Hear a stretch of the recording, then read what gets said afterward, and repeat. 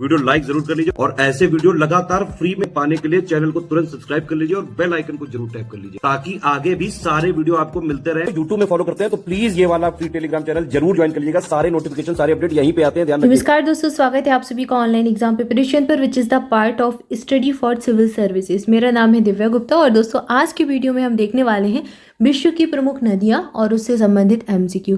तो चलिए स्टार्ट करते हैं। मोस्ट इंपॉर्टेंट टॉपिक की सीरीज चली है। यूपीपीएससी प्रीलिम्स की परीक्षा के लिए सारे टॉपिक बहुत इंपॉर्टेंट है। प्लेलिस्ट बना दी गई है, तो आप अगर प्रीवियस वीडियो देखना चाहते हैं तो प्लेलिस्ट में जाकर देख सकते हैं। चलिए स्टार्ट करते हैं। लास्ट वीडियो में हमने कुछ भारत की नदियां देखी थी, बांध देखे थे और नदी किनारे बसे शहर देखे थे। इसके बाद एक छोटा सा एक न्यूज़ है, इसको कवर करते हैं, उसके बाद फिर आगे बढ़ते हैं। विश्व बैंक ने स्वच्छ वायु के लिए प्रयास, दक्षिण एशिया में वायु प्रदूषण और सार्वजनिक स्वास्थ्य पर रिपोर्ट जारी की है। तो इस रिपोर्ट के बारे में जानते हैं। इस रिपोर्ट में पार्टिकुलेट मैटर यानी पीएम उत्सर्जन और जो वातावरण में वे कैसे फैलते हैं इसकी मात्रा निर्धारित करने के लिए ग्रीन हाउस गैस और वायु प्रदूषण इंटरैक्शन और सिनर्जी मॉडल का उपयोग किया गया है। ठीक है, तो जो पार्टिकल्स हैं, जो पार्टिकुलेट मैटर होते हैं वो कैसे वातावरण में फैलते हैं उससे संबंधित रिपोर्ट है। वायु प्रदूषण और सार्वजनिक स्वास्थ्य पर रिपोर्ट जारी की है। किसने जारी की है ये इंपॉर्टेंट है, तो वर्ल्ड बैंक यानी विश्व बैंक के द्वारा इसको जारी किया गया है। सूक्ष्म पीएम सांद्रता जैसे कि कालिक और छोटी जो धूल होती है, ठीक है, उसमें कितना, उसमें पीएम 2.5 होता है और कुछ क्षेत्रों में 5 माइक्रोग्राम प्रति घन मीटर के WHO मानक से 20 गुना ज़्यादा होता है। ठीक है, और जैसे कि ये धुआं निकलता है, चिमनी से निकलने वाला धुआं है, धीरे धीरे कालिक जमती जाती है, तो वो सब भी वायु प्रदूषण की कैटेगरी में आते हैं। तो उसमें बताया गया कि पार्टिकुलेट मैटर उसका कितना होता है, 2.5 होता है। दक्षिण एशिया में वायु प्रदूषण के मुख्य कारण क्या है? ठोस ईंधन का दहन, छोटे उद्योग, नगर पालिका अपशिष्ट प्रबंधन प्रथाएं आदि। तो दक्षिण एशिया की वायु प्रदूषण के कारणों के बारे में यहाँ पर इसमें बताया गया। ये इंपॉर्टेंट इसकी जो है विशेषताएं थी। इसके बाद चलिए आगे बढ़ते हैं। विश्व की प्रमुख नदियाँ जो है उनके बारे में जानेंगे। सबसे पहले बात करेंगे नील नदी की। यह नदी भूमध्य रेखा के दक्षिण में बुरुंडी या फिर बुरुंडी में उत्पन्न होती है। इसे दुनिया की सबसे लंबी नदियों में से एक माना जाता है। यह मुख्य रूप से 3 धाराओं ब्लू नील, अटवारा और व्हाइट नील से बनती है। ठीक है, तो इसी के ये पार्ट है, ब्लू नील, अटवारा और व्हाइट नील से ये बनती है। व्हाइट नील तंजानिया में विक्टोरिया झील से शुरू होती है और खार्तूम तक पहुंचने तक उत्तर की ओर बहती है। ये एग्जाम में पूछ चुके हैं, सबसे लंबी नदियों में से एक। ठीक है, क्रम पूछा जाता है नदियों का और ये कहाँ से उत्पन्न होती है, कहाँ से कहाँ तक जाती है। इसके अलावा इससे संबंधित प्रश्न एग्जाम में लगातार पूछे जाते हैं, पीसीएस पूछता है, इसलिए इंपॉर्टेंट भी है। ब्लू नील का स्रोत ताना झील माना जाता है और इथोपिया हाईलैंड्स में ये स्थित है। इसके बाद अगला तथ्य दिया गया है, सूडान के खार्तूम शहर में ब्लू नील और व्हाइट नील एक साथ मिल जाते हैं। तो अगर आपसे पूछा जाए कि ब्लू नील और व्हाइट नील एक साथ कहाँ पर मिल जाते हैं, तो खार्तूम शहर में मिल जाते हैं जो कि सूडान में स्थित है। ठीक है, और यहाँ से नदी मिस्र से होते हुए उत्तर की ओर बहती है और अंत में भूमध्य सागर में ये मिल जाती है। इसकी लंबाई कितनी है? इसकी लंबाई है करीब 6695 किलोमीटर। इसके बेसिन में Tanzania, Burundi, Rwanda, Congo, Sudan, दक्षिणी सूडान, मिस्र और केन्या इसके हिस्से में आते हैं। यह एक धनुषाकार डेल्टा भी बनाती है। ठीक है, तो ये नील नदी के बारे में हमने जाना। यहाँ पर ये दिया गया है नील नदी के बारे में, ये पूरा ये निकल रही है ये इजिप्ट से यहाँ से। ठीक है, तो ये मैप के आधार पर भी अगर आप चाहें तो देख सकते हैं, ये जाकर मेडिटेरियन सी भूमध्य सागर में जाकर मिल जाती है। इसके बाद अगली नदी है अमेजन नदी। अमेजन नदी आयतन के आधार पर विश्व की सबसे बड़ी नदी है और ये फैक्ट वनडे एग्जाम में काफ़ी बार पूछा भी जा चुका है। इस नदी का स्रोत क्या है? पेरू के अरेक्विपा क्षेत्र से। ये क्षेत्र में एक रियो अप्यूरिमैक स्थित है, एक चोटी है, मिस्मी चोटी, वहाँ से ये निकलती है, वहाँ से इसका स्रोत है। ठीक है, तो ये पेरू के पास से निकलती है, इतना याद रख सकते हैं। यह मुख्य रूप से पेरू के अंडीज पर्वत क्षेत्र में स्थित है। यह नील नदी के बाद सबसे लंबी नदी है। इसकी लंबाई है 6575 किलोमीटर। ठीक है, अगर आपसे आयतन के आधार पर पूछे, ठीक है, तो आयतन के आधार पर सबसे बड़ी नदी है, लेकिन नील नदी से लंबाई में थोड़ा सा कम है, 6575 है। नील नदी की लंबाई कितनी थी? 6695 थी और इसकी है 6575। ये जो नदी है अमेजन नदी ब्राज़ील, पेरू और कोलंबिया से होकर बहती है। मदिरा नदी इसकी सबसे बड़ी सहायक नदी है। ठीक है, तो ये अमेजन नदी के बारे में जाना। मदिरा इसकी सबसे बड़ी सहायक नदी है, ये अमेजन नदी, ये यहाँ से ऐसे निकल रही है। ठीक है, तो एंडीज पर्वत वाला फैक्ट भी एग्जाम में पूछ चुके हैं, तो ये भी याद रखें। इसके बाद अगली नदी देखते हैं, अगली नदी कौन सी है, यांगजी नदी। यांगजी नदी एशिया की सबसे लंबी नदी है। ठीक है, देखो यहाँ दिया भी गया है, यह एशिया की सबसे लंबी नदी है और नील और अमेजन के बाद दुनिया की तीसरी सबसे लंबी नदी है। तो अगर वर्ल्ड में पूछा जाए तो सबसे लंबी नदी नील, फिर अमेजन, फिर यांगजी। ये एशिया में लेकिन पूछा जाए तो सबसे लंबी यही है।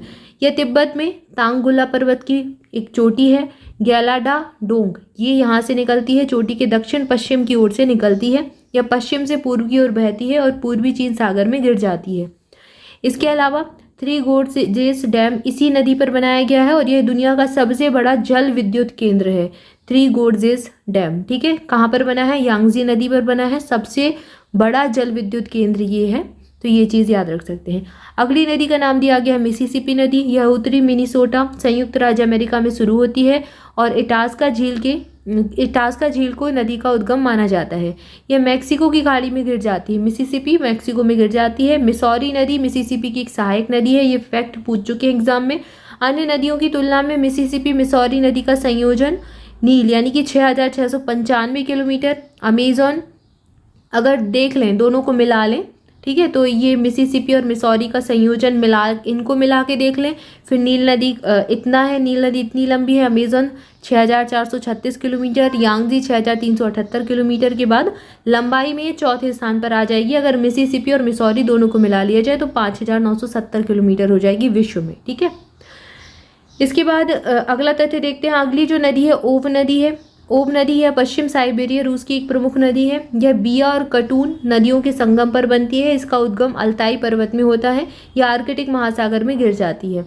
वोल्गा नदी, इससे प्रश्न एग्जाम में पूछ चुके हैं। यह कैस्पियन सागर में गिरती है। रूस और साथ ही यूरोप की सबसे लंबी नदी ये है वोल्गा नदी। तो आपसे एग्जाम में क्या पूछा गया था, यूरोप की सबसे लंबी कौन सी नदी है, तो वोल्गा नदी है। ठीक है, यह मॉस्को के उत्तर पश्चिम में बल्दाई पहाड़ के एक छोटे से झरने से निकलती है।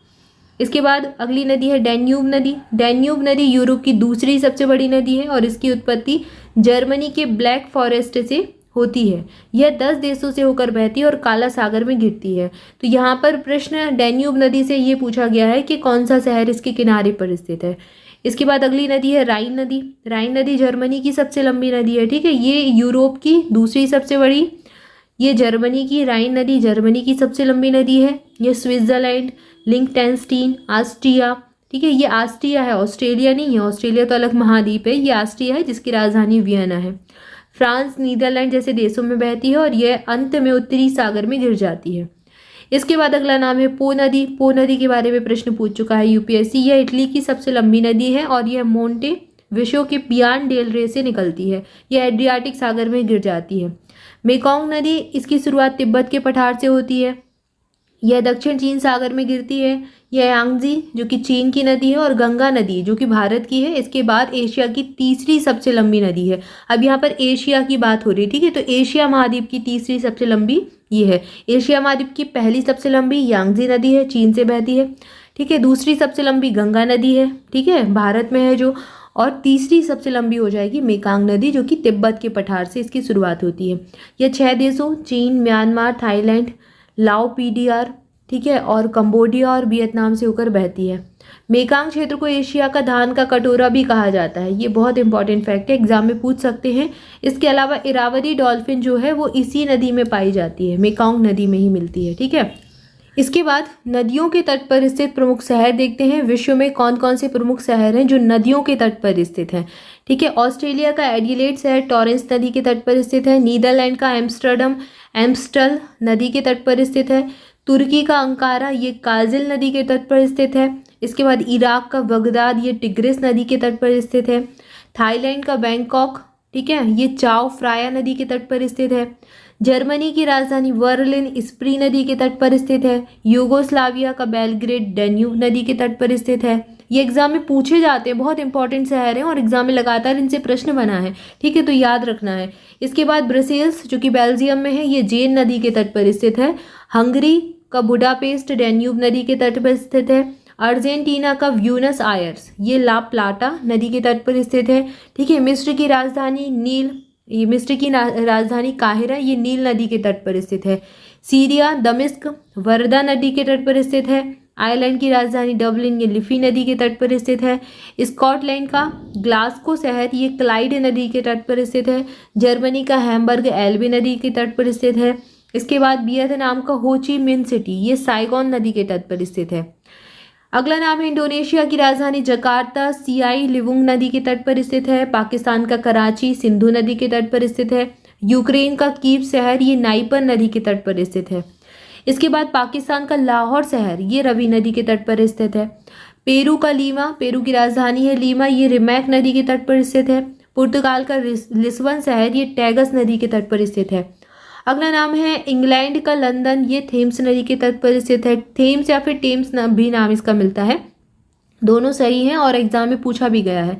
इसके बाद स्पेन का मैड्रिड शहर ये मंजानारेस नदी के तट पर स्थित है। अगला नाम है कनाडा का मॉन्ट्रियल ये सेंट लॉरेंस नदी के तट पर स्थित है। रूस का मॉस्को मॉस्को नदी के तट पर स्थित है। ऑस्ट्रेलिया का मेलबर्न यर्रा नदी के तट पर स्थित है। संयुक्त राज्य अमेरिका यानी यूएसए का एक शहर है न्यू ऑरलीन्स ये मिसिसिपी नदी के तट पर स्थित है।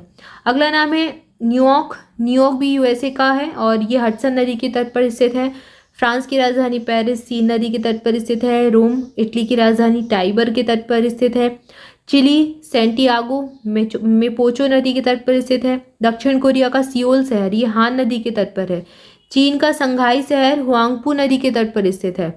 अगला नाम है जापान का टोक्यो शहर ये अरकावा नदी के तट पर है। ऑस्ट्रिया का वियना ठीक है ये डैन्यूब नदी के तट पर स्थित है। पोलैंड का वार्सा शहर ये बिस्तुला के तट पर है और यूएसए का वॉशिंगटन डीसी ये पोटोमैक नदी के तट पर है। इसके अलावा म्यांमार का यांगून शहर ये इरावदी नदी के तट पर है। तो यहाँ पर ये विश्व के प्रमुख शहर देखे हमने जो कि और इसमें कई सारी राजधानियां हैं जो कि नदियों के तट पर स्थित हैं और ये एग्जाम में लगातार प्रश्न पूछे हैं, सब बहुत इंपॉर्टेंट है, सारे याद करने हैं। इसके बाद प्रश्न देखते हैं प्रश्न कैसे पूछा जाता है। प्रश्न यहाँ पर आपको दिया गया है, नदियाँ दी गई हैं और कहाँ से बहती हैं दिया गया है। मेकोंग नदी अंडमान सागर, थेम्स नदी आयरिश सागर, वोल्गा कैस्पियन सागर और जाम्बेजी हिंद महासागर। तो यहाँ पर बताना है कौन सा युग्म सुमेलित है। सही उत्तर है 3 और 4 वोल्गा कैस्पियन सागर और जाम्बेजी हिंद महासागर, ये दोनों ही सही हैं, ऑप्शन सी सही हो जाएगा। इसके बाद जल्दी से कमेंट करके बताएं। अभी हमने मेकोंग के बारे में पढ़ा, थेम्स के बारे में पढ़ा, थेम्स नदी के तट पर कौन सा शहर स्थित है। तो जल्दी से कमेंट करके बताएं कि ये कहाँ से बहती हैं और इसके तट पर कौन सा शहर स्थित है। अगला प्रश्न दिया गया है, निम्नलिखित नदियों में किसकी मुहानी पर पक्षी के पंजे की आकृति का डेल्टा बनता है। तो ये बनता है मिसिसिपी नदी के तट पर। ये प्रश्न एग्जाम में पूछा जा चुका है, ऑप्शन डी यहाँ सही उत्तर हो जाएगा। अगला प्रश्न सूची वाला है, यहाँ पर नदियाँ दी गई हैं और नगर दिए गए हैं। खार्तूम नगर, जायरे, ब्राज़विले, नील, रॉटरडम, सेन और पेरिस राइन। अब यहाँ पर सही मिलान करना है कि सही मिलान क्या होगा। तो खार्तूम नगर जो है ये किस नदी के तट पर स्थित है, ये हो जाएगा नील नदी के तट पर।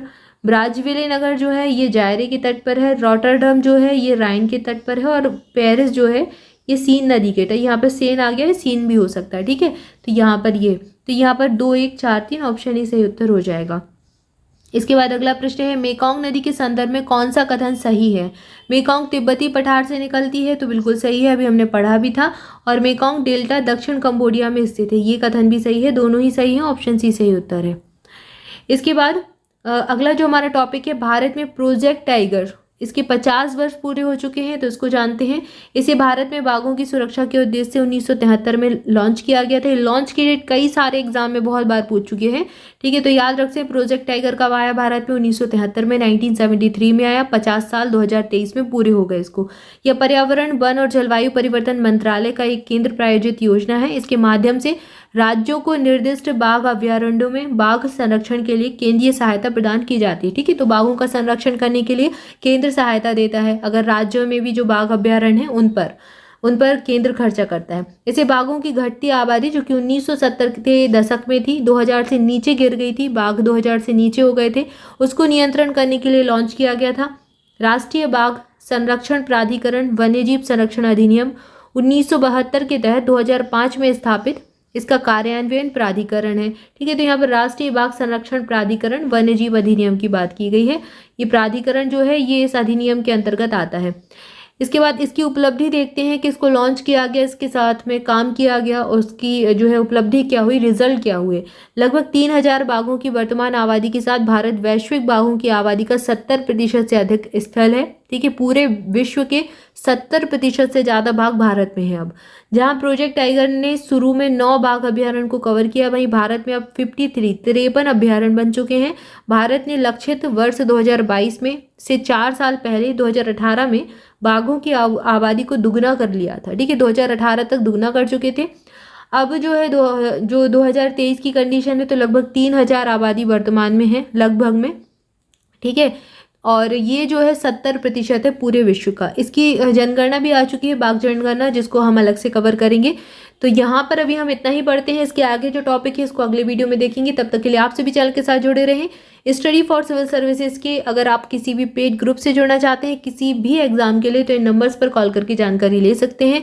3 नंबर दिए गए हैं, किसी पर भी कॉल करेंगे आपको इन्फॉर्मेशन मिल जाएगी। इसके अलावा और अपडेट्स के लिए आप ऑनलाइन एग्जाम प्रिपरेशन का टेलीग्राम ग्रुप ज्वाइन कर सकते हैं। उसके साथ जुड़ने के लिए डिस्क्रिप्शन में दी गई लिंक पर क्लिक कीजिए। Thank you for watching this video. स्वस्थ रहें, मस्त रहें, मुस्कुराते रहें, पढ़ाई करते रहें। मिलेंगे नेक्स्ट वीडियो में। Thank you so much.